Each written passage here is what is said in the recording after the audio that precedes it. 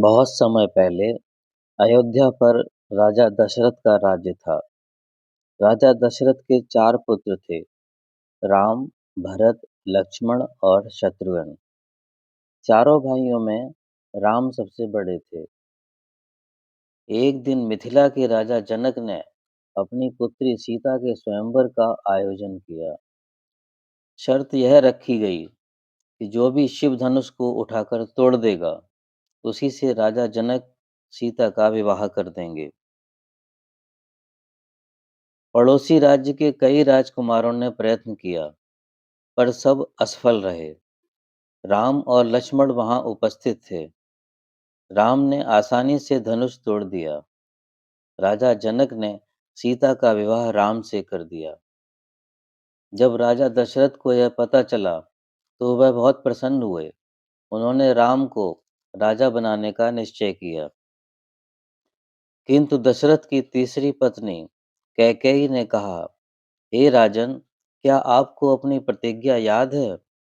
राजा दशरथ ने कहा, हाँ, तुम जो भी मांगोगी मैं अवश्य दूंगा।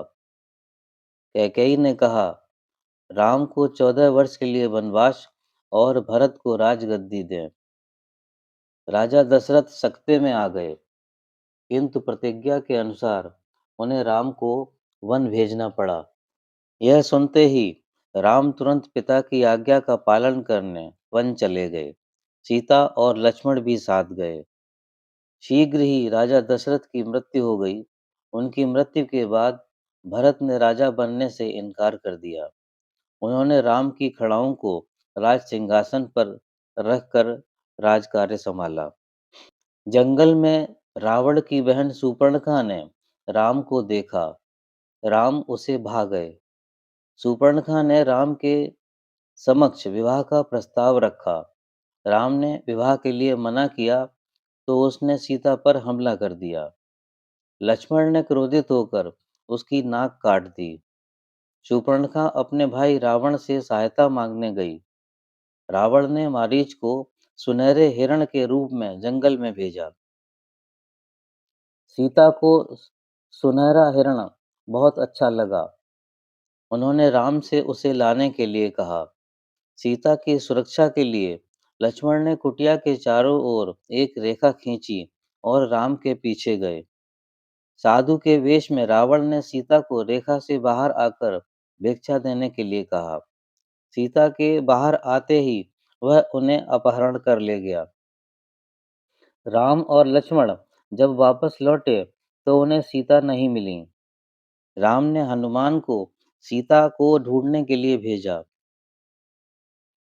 हनुमान को सीता लंका में मिली। वहां रावण के पहरेदारों ने हनुमान को पकड़कर उनकी पूंछ में आग लगा दी। हनुमान इधर-उधर भागने लगे और पूरी लंका जलने लगी। सीता को छुड़ाकर वापस लाने के लिए राम को 10 सिर वाले रावण से युद्ध करना पड़ा। रावण के भाई विभीषण ने राम को रावण की नाभि में तीर मारने की सलाह दी। राम ने वैसा ही किया और रावण मारा गया।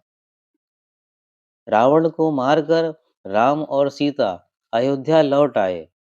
राम को अयोध्या का राजा बनाया गया। बोलिए राजा रामचंद्र की जय।